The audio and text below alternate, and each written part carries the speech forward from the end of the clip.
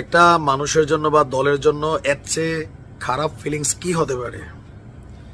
যে জিনিসটার জন্য এত বছর অপেক্ষা, এত আশা, এত কল্পনা, এত আয়োজন, অনেকে মাঠে নেমে গেছে, এলাকাতে নেতৃত্ব দিচ্ছে, আগামী দিনে রাষ্ট্র ক্ষমতায় আসবো, সেই দলটাই মাইনাস হওয়ার পথে। তবে কোনো আইনের মাধ্যমে না, কোন রকম সিস্টেমের মাধ্যমে না, একটা কৌশলের মাধ্যমে।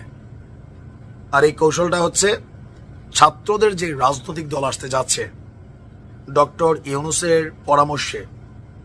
কারণ তিনি ছাত্রদের বলছিলেন, তোমরা নামো, মানুষ তোমাদের ভোট দিবে, তোমাদের হাতেই নেতৃত্ব থাকা উচিত, জুলাই আগস্টের এই ফসলটার অরিজিনাল দাবিদার তোমরা।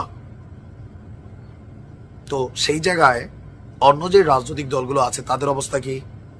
বিশেষ করে বিএনপি হতাশ, নির্বাচনের জন্য সুন্দরভাবে গুছিয়ে ভদ্রভাবে ডক্টর ইউনূসকে বোঝানোর চেষ্টা করছে, কিন্তু কোথাও না কোথাও সরকার কোন দিকে যাচ্ছে এটা নিয়ে অনেকটা ধোঁয়াশা বিএনপি নেতাকর্মীদের মনে এবং হাই অথরিটিস যারা আছেন তাদের মনে।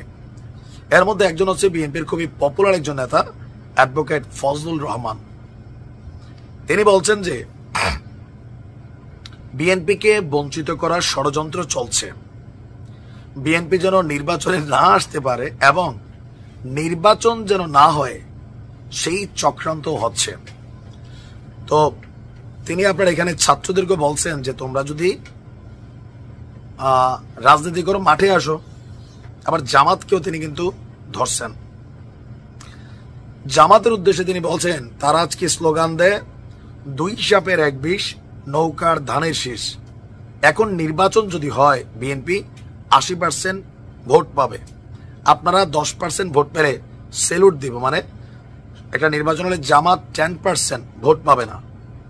তাদের চিন্তা সরকারের সাথে একটা গোপন আতাত আছে জামাত ইসলামের। এই আতাতের মাধ্যমে প্রশাসন, ব্যাংক, বিমা প্রতিষ্ঠান, বিভিন্ন জায়গায় তারা তাদের সেট আপ দিয়ে দিছে। আর এই টোটাল সেট আপের মাধ্যমে বিএনপিকে মাইনাসের ষড়যন্ত্র চলছে। তার বক্তব্য, আপনারা ব্যাংক দখল করেন আবার বলেন বিএনপি সাদাবাস। এখন জনগণ কাকে ভালোবাসে যদি প্রমাণ চান নির্বাচন দেন। স্থানীয় নির্বাচনের জন্য এই স্বৈরাচার বিরোধী আন্দোলন হয় নাই। ফ্যাক্ট হচ্ছে স্থানীয় সরকার নির্বাচন আগে নাকি জাতীয় নির্বাচন আগে? জামাত মানে বৈষম্য বিরোধী জাতীয় নাগরিক, ভিপি নুরের দল, সরমোনাই যারাই আছেন সবাই একজোট, সরকারেরও উপদেষ্টা আসিফ বা যারা আছেন স্থানীয় সরকার নির্বাচন আগে চায়। একা বিপরীতে বিএনপি জাতীয় নির্বাচন আগে চায়।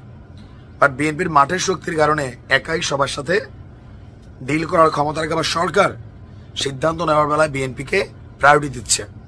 তো এগুলো নিয়ে বলা হচ্ছে যে নির্বাচন নিয়ে টালবাহানা বন্ধ করেন, এই সংস্কার খেলা বন্ধ করেন। এগুলো বিএনপি বহুত আগে শুরু করছে, 31 দফা। সব নির্বাচন হবে, মানে স্থানীয় সরকার নির্বাচন একটা গণতান্ত্রিক সরকার করবে। জনগণের হাতে আপনি ক্ষমতা বুঝিয়ে দিন।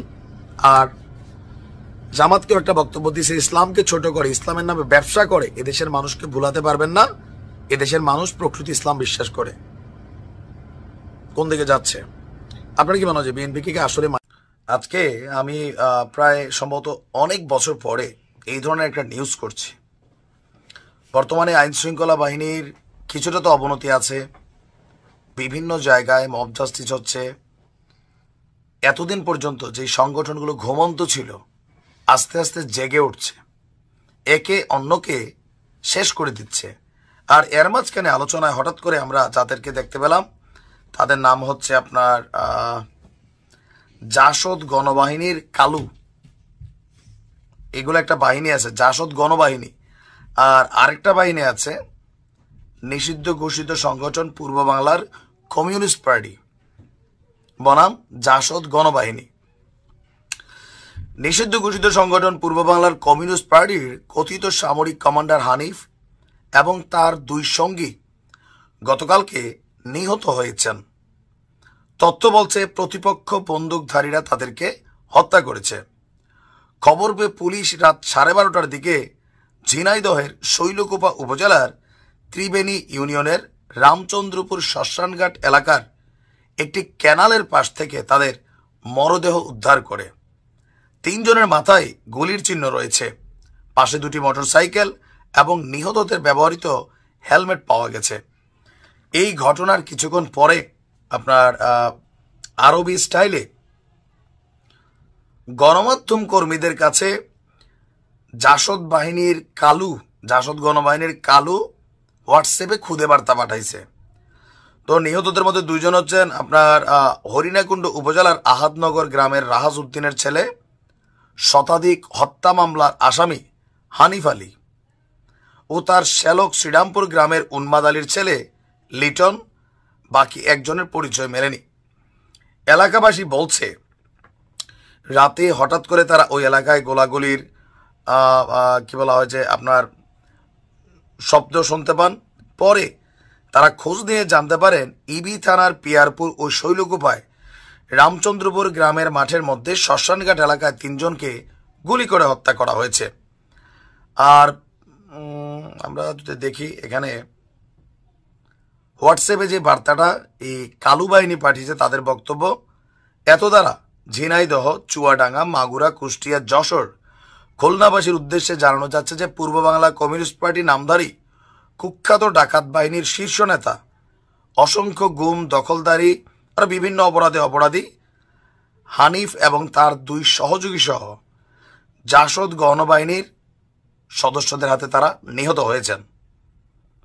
আর এই এলাকায় যারা এরকম গুটিবাজি করবে, অন্যায় করবে, এদের সবার পরিণতি একই হবে।